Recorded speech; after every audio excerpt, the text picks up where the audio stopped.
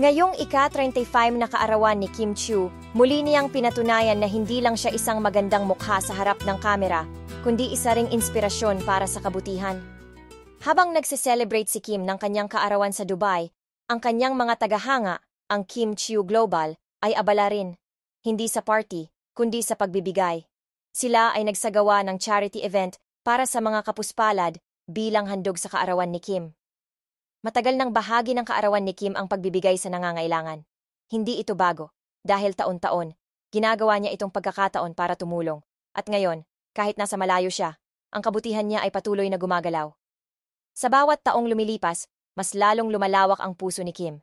Sa kanyang 35th birthday, hindi lang niya tayo pinahanga sa kanyang ganda, pinahanga rin niya tayo sa kanyang malasakit. Maligayang kaarawan, Kim Chiu.